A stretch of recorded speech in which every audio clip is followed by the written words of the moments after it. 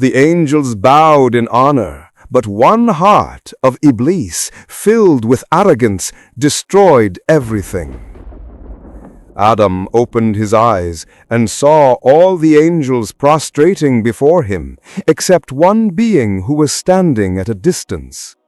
Adam did not know what kind of creature it was that did not prostrate before him, nor did he know its name. Iblis was standing with the angels so as to be included in the command given to them, but he was not one of them. He was a jinn, and as such, he was supposed to be inferior to the angels. What is clear is that this prostration was to show respect and did not mean that the angels were worshipping Adam. Prostrating in worship is done only for Allah. Almighty Allah recounted the story of Iblis's refusal to prostrate before Adam. Remember when your Lord said to the angels, "I am going to create a man, Adam, from sounding clay of altered black smooth mud. So when I have fashioned him completely and breathed into him Adam, the soul which I created for him, then fall you down prostrating yourselves unto him." So the angels prostrated themselves, all of them together, except Iblis. He refused to be among the prostrators. Allah said, "O Iblis, what is your reason for not being among the prostrators?" Iblis said, "I am not the one to prostrate myself to a human being whom you created from sounding clay of altered black smooth mud." Allah said, "Then get out from here, for verily you are Rajim, an outcast or cursed one. Verily the curse shall be upon you till day of recompense, day of resurrection." In another surah, Almighty Allah recounted it thus: "Surely we created you and then gave you shape, the noble shape of a human being. Then we told the angels, prostrate to Adam, and they prostrated, except Iblis. He refused to be of those who prostrate."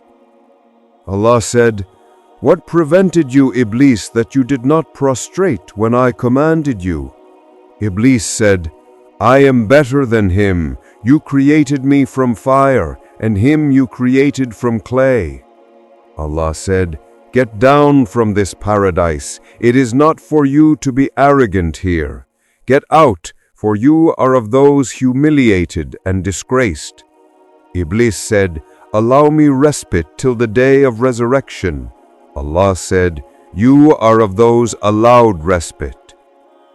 Ibn Jarir reported that Muhammad ibn Sirin said that the first one to reach a conclusion by reasoning was Iblis, and that the sun and moon were not worshipped except through this method.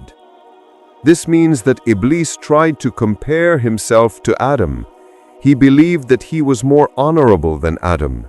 Therefore he abstained from prostrating even though Allah had commanded him to do so, just as he had commanded the angels. If an analogy is made, we see that Iblis is vain. For indeed clay is better than fire, because in it can be found the qualities of calmness, clemency, perseverance, and growth, whereas in fire can be found heedlessness, insignificance, haste, and incineration. Iblis tried in vain to justify his refusal.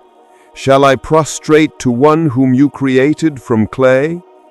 Iblis said, "See, those whom you have honored above me, if you give me respite to the day of resurrection, I will surely seize and mislead his offspring by sending them astray, all but a few."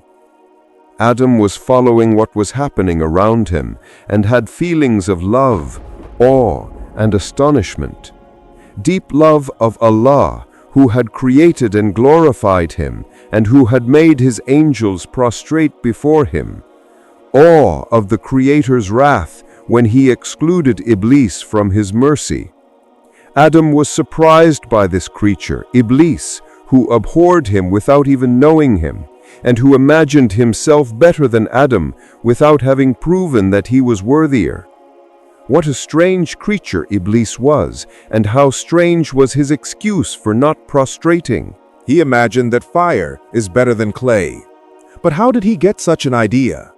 Such knowledge is exclusive to Allah, who created fire and clay, and who knows which is the better of the two. From the dialogue, Adam realized that Iblis was a creature characterized by cunning and ingratitude. He then knew that Iblis was his eternal enemy. He was greatly astonished at Iblis's audacity and Allah's tolerance. Immediately after his creation, Adam witnessed the large amount of freedom that Allah gives to his commissioned creatures. Allah knew that Iblis was not going to obey him in prostrating before Adam. Allah could have totally annihilated him, or turned him into a handful of dust, or stifled the refusal in his mouth. Yet, Allah gives his commissioned creatures absolute freedom, even to the extent that they can refuse Allah the Almighty's commands. He grants them the freedom of denial, disobedience, and even disagreement with Him. His kingdom will not diminish if the disbelievers do not believe in Him, nor will it be extended if many people believe in Him. On the contrary, the disbelievers will lose, and the believers will gain, but Allah is above all of that. There were many traditions about Iblis at the time of Prophet Muhammad, peace be upon him. Ibn Masud, Ibn Abbas, and a group of the companions of the Prophet Muhammad, peace be upon him, said that Iblis had been the head of the angels in the worldly heavens.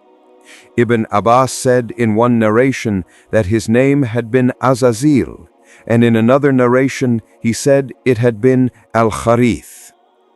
Ibn Abbas also said that Iblis was a jinn, and that they had once been the keepers of paradise, with Iblis the most honorable and the most learned and the most pious of them. Another tradition said that he had once been one of the famous 4 possessors of wings, angels, before Allah Almighty transformed him into the accursed Satan. Allah Almighty recounts Iblis's disobedience in another surah. Remember when your Lord said to the angels, "Truly I am going to create man from clay.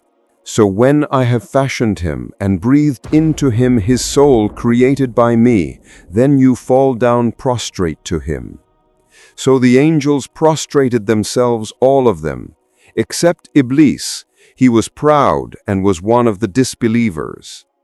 Allah said, "The truth is, and the truth I say, that I will fill hell with you, and those of them that follow you together.